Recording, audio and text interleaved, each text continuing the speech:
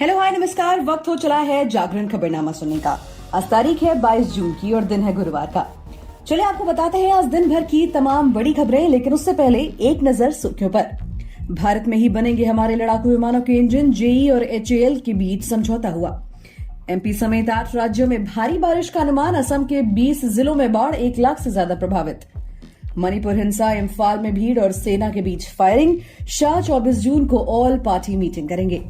Covid centre scam case में पूछताछ के लिए ईडी ने आईएएस ऑफिसर संजीव को भेजा सम्मन। मोदी ने बाइडेन को दिए 10 दानम। 80 साल 8 महीने की उम्र पूरी करने वाले को दिया जाता है। फर्स्ट लेडी को डायमंड दिया। अफगानिस्तानी रक्षा मंत्री बोले डुरंड लाइन सिर्फ काल्पनिक रेखा है। कहा पूरा पश्तून इलाका हमारा। फिच ने भारत की इकोनॉमिक ग्रोथ का अनुमान बढ़ाया। फाइनेंशियल ईयर 2023-24 में 6.3% की दर से बढ़ेगी देश की जीडीपी। फिल्म हिट होगी या फ्लॉप पहले ही बता रहा एआई। हॉलीवुड में 300 गुना तेजी से बन रहे बीएफएक्स। भारत में 7,900 करोड़ का मार्केट।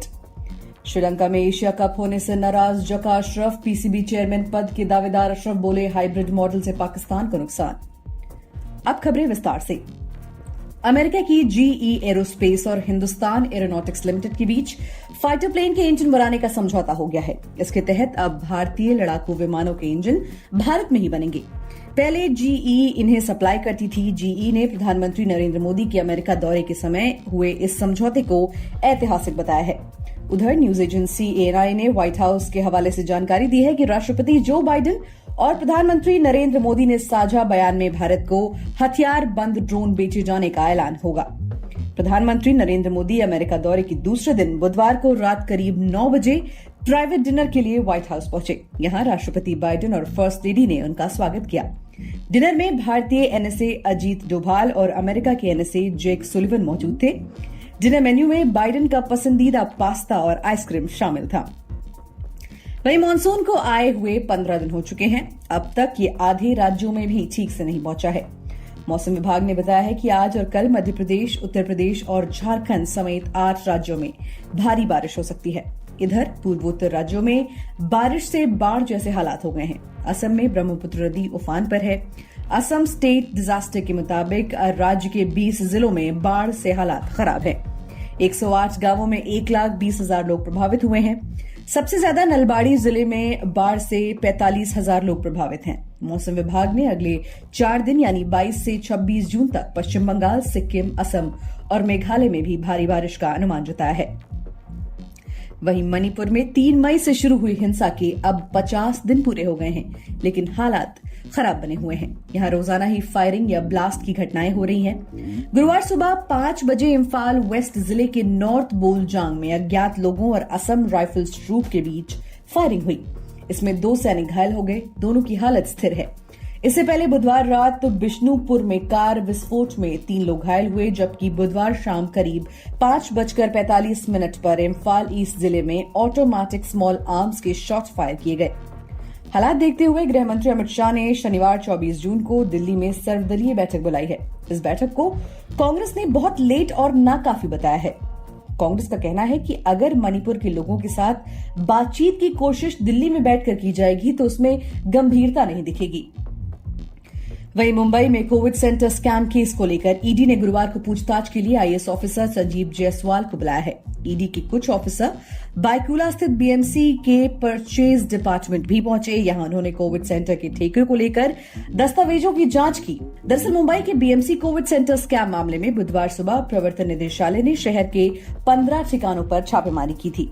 इसमें संजीव के ठिकानों पर भी रेड की गई थी। इनके अलावा शिवसेना के सचिव सूरज चौहान, संजय राउत के बिजनेस पार्टनर सुजीत पाटकर के ठिकानों पर भी तलाशी ली गई थी।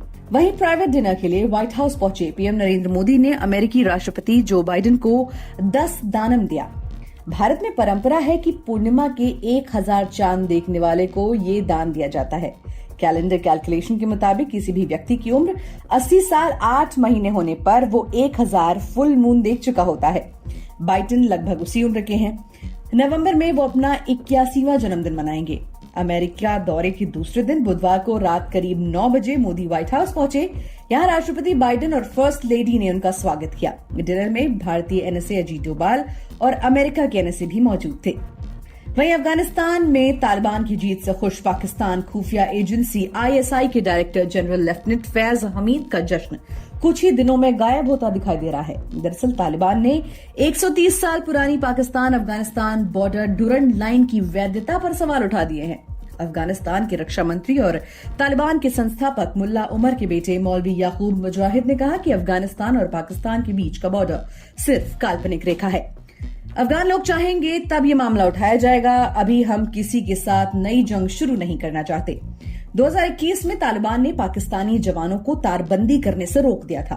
अफगानिस्तान सीमा पार के पाकिस्तानी हिस्से वाले पश्तून क्षेत्रों पर संप्रभुता का दावा करते हैं, जिसमें पूर्व संघीय प्रशासित जनजातीय क्षेत्र और उत्तर पश्चिम सीमांत प्रांत के हिस्से शामिल हैं।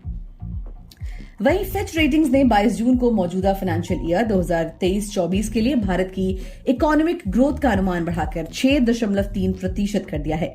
इससे पहले फिच ने भारत की जीडीपी की ग्रोथ रेट का अनुमान 6% बताया है। रेटिंग एजेंसी फिच रेटिंग ने अनुमान बदलने का मुख्य कारण यह है कि पहली तिमाही में भारत के लिए ग्रोथ के रिजल्ट्स काफी अच्छे रहे हैं और नियर टर्म का मोमेंटम भी अच्छा ही बना हुआ है। पिछले फाइनेंशियल ईयर 2022-23 में जीडीपी 7.2% की दर से बढ़ी थी। इससे पहले फाइनेंशियल ईयर 2021-22 में भारत की जीडीपी में 9.1% की दर से बढ़ोतरी हुई थी। मनोरंजन जगत की बात करें तो 600 करोड़ में बनी फिल्म आदि पुरुष भले ही खराब वीएफएक्स के चलते ट्रोल हो रही हो, लेकिन भारतीय फिल्मों में स्पेशल इफेक्ट्स अब फिल्म मेकिंग का अहम हिस्सा बन चुका है। यही वजह है कि 2020 में भारत में वीएफएक्स का 7,900 करोड़ रुपए का कारोबार था और 2024 तक यह आंकड़ा 14,700 करोड़ तक पहुंच सकता है। बॉलीवुड फिल्मों के स्पेशल इफेक्ट्स को हॉलीवुड के मुकाबले कमतर आंका जाता है। इसके कई कारण हैं, जैसे हॉलीवुड वीएफएक्स बनाने में अब आर्टिफिशियल इंटेलिजेंस यानी कि एआई का सहारा लिया जा रहा है। वहीं भारत अभी एआई के इस्तेमाल में काफी पीछे है। एआई के इस्तेमाल से हॉलीवुड फिल्मों के वीएफएक्स पहले से ज्यादा रियलिस्टिक लगने लगे हैं। साथ ही इससे फिल्म मेकिंग में 2 साल तक का कम वक्त लग रहा है। मेकर्स के 65 करोड़ रुपए तक बच रहे हैं और वीएफएक्स बनाने का काम भी 300 गुना तेजी से हो रहा है। खेल जगत की बात करें तो पाकिस्तान क्रिकेट बोर्ड में चेयरमैन पद के सबसे मजबूत दावेदार ज़का अशरफ ने श्रीलंका में एशिया कप होने पर नाराजगी जताई है। उन्होंने कहा कि हाइब्रिड मॉडल से पाकिस्तान को नुकसान होगा। पिछले मैनेजमेंट को पाकिस्तान में ही पूरा टूर्नामेंट आयोजित कराने पर जोर देना चाहिए था। पाकिस्तानी सरकार ने ज़का अशरफ को पीसीबी चेयरमैन पद का दावेदार बनाया है। इसी सप्ताह पीसीबी के इलेक्शन होंगे और रिपोर्ट्स के अनुसार अशरफ ही नए चेयरमैन बनेंगे। अशरफ ने बुधवार को प्रेस कॉन्फ्रेंस में कहा, एशिया कप का हाइब्रिड मॉडल किसी भी तरह से पाकिस्तान के लिए फायदेमंद नहीं है। होस्ट के रूप में पीसीबी को आईसीसी और बीसीसीआई के सामने मजबूती से अपना पक्ष रखना चाहिए था। श्रीलंका में 9 और पाकिस्तान में 4 ही मैच होना बोर्ड के लिए नुकसानदायक होगा। इसी के साथ आज के लिए फिलहाल इतना ही। देश और दुनिया की बाकी खबरों को जानने के लिए सुनते रहिए जागरण खबरनामा।